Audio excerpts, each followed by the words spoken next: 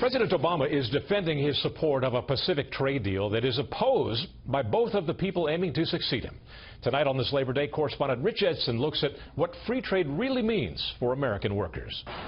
Free trade. One Democrat continues selling it. Nobody's able to describe to me how this would not be a significant improvement for U.S. workers and U.S. businesses going forward. Another opposes that deal. I am not in favor of what I have learned about it. At issue, the pending 12-nation free trade agreement called the Trans-Pacific Partnership.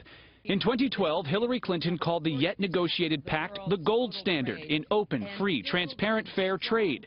She's since joined the recent political wave in opposition. Republican nominee Donald Trump is also against it. The North American Free Trade Agreement took effect in 1994.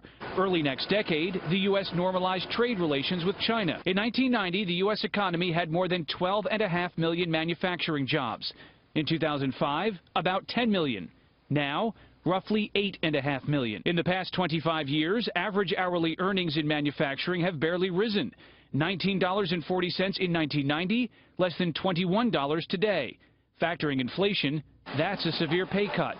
Free trade supporters blame factors beyond these agreements. If you look at the loss of manufacturing jobs in this country, which is substantial, 80 to 90% of that is because of the very rapid improvement in technology. Free trade advocates also say the U.S. benefits from these deals because they lower tariffs in competing nations and reduce costs for American shoppers and manufacturers.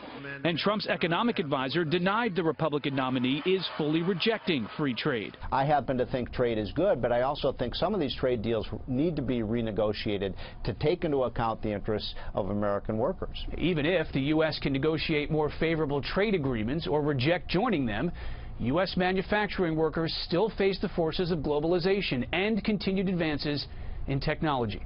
Doug? Rich Edson. Thank you, Rich.